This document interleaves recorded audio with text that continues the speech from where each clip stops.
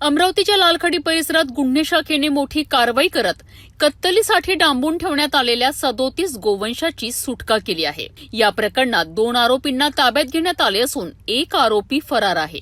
गुन्हे शाखेला मिळालेल्या गुप्त माहितीनंतर लालखडी येथील बिस्मिल्ला नगर परिसरातील एका गोडाऊनवर छापा टाकण्यात आलाय।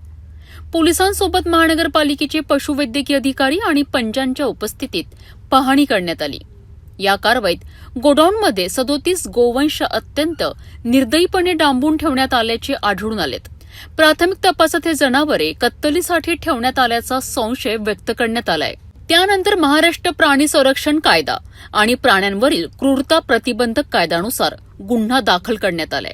सर्व 37 गोवंशाची सुटका करून त्यांना गौरक्षण केंद्रात पाठविण्यात आले। या प्रकरणात 2 आरोपींना ताब्यात घेण्यात आले असून एका फरार आरोपीचा शोध पोलीस घेत आहेत। लालखडीतील या कारवाईमुळे अवैध गोवंश वाहतूक आणि कत्तल प्रकरणांवर पोलिसांनी कठोर भूमिका घेतल्याचे स्पष्ट झाले आहे। फरार आरोपींच्या अटकेनंतर या प्रकरणात आणखी धक्कादायक माहिती समोर येण्याची शक्यता आहे।